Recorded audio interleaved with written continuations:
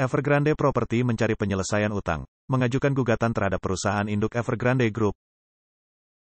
Raksasa real estate China, Evergrande Group, terjerat dalam krisis utang yang mendalam seiring dengan meningkatnya kerugian akibat eksekusi paksa sekitar 13,4 miliar yuan atau sekitar 1,89 miliar dolar AS, dan deposito yang dijaminkan oleh anak perusahaannya, Evergrande Property. Meskipun telah bergulat dengan masalah ini selama lebih dari 2 tahun, situasinya baru-baru ini meningkat ke arena peradilan. Pada tanggal 28, Evergrande Property merilis sebuah pernyataan yang mengumumkan tindakan hukumnya yang diajukan di Pengadilan Menengah Guangzhou, yang bertujuan untuk mendapatkan kembali bagian awal dari aset yang dijaminkan, sekitar 2 miliar yuan dari deposito jaminan sebesar 13,4 miliar yuan. Target hukum termasuk perusahaan induknya, Evergrande Group, dan beberapa entitas lain, seperti Evergrande Real Estate Group.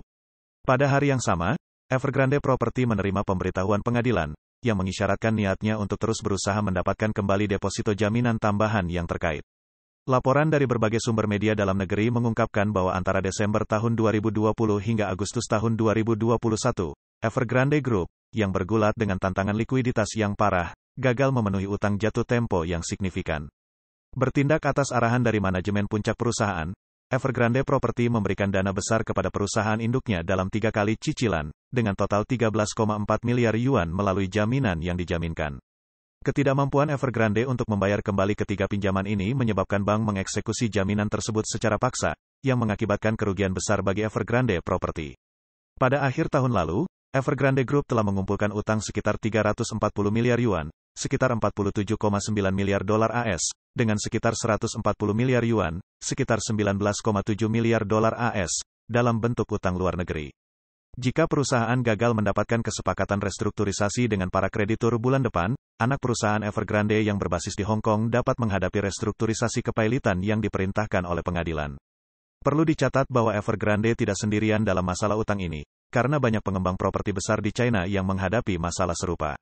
Pada tanggal 28, beberapa media melaporkan bahwa pengembang real estate terkemuka Country Garden memiliki hampir 290 juta yuan ekuitas yang dibekukan oleh pengadilan karena kesulitan membayar hutang.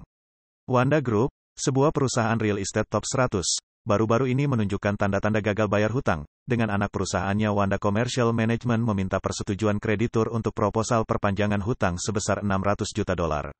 Seringnya terjadi gagal bayar hutang pada saat jatuh tempo telah menyebabkan lembaga-lembaga pemeringkat kredit internasional hampir secara universal mengkategorikan obligasi luar negeri yang diterbitkan oleh para pengembang properti besar di China sebagai obligasi sampah yang berisiko tinggi. Catatan kredit yang buruk telah menyebabkan kenaikan biaya keuangan yang terus-menerus bagi para pengembang ini. Laporan Bloomberg pada tanggal 27 menyoroti pinjaman China Agile sebesar 114 juta dolar dengan suku bunga 20% sebagai contoh tantangan yang dihadapi pengembang daratan dalam mendapatkan dana, beralih ke pasar kredit swasta berbunga tinggi di Hong Kong karena kesulitan mendapatkan pembiayaan dari bank.